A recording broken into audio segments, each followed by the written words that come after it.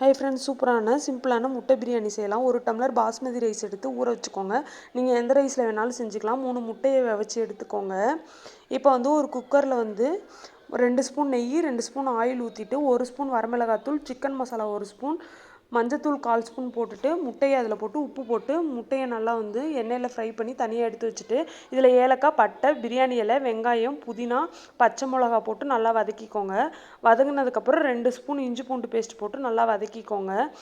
இதுக்கப்புறம் 1 ஸ்பூன் வரமிளகாத்தூள், கொத்தமல்லி தூள் போட்டு எண்ணெய் பிரிகிற அளவுக்கு நல்லா வதக்கிட்டு தக்காளி 3 போட்டுக்கோங்க.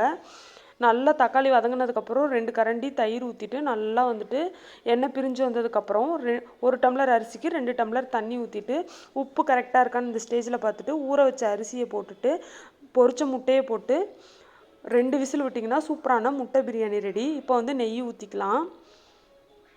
இப்போ பாருங்கள், சூப்பராக ரெடி ஆயிடுச்சு. ரொம்ப சிம்பிளான ரெசிபி தான், ரொம்ப சூப்பராக இருக்கும். கண்டிப்பாக ட்ரை பண்ணி பாருங்கள். Bye friends.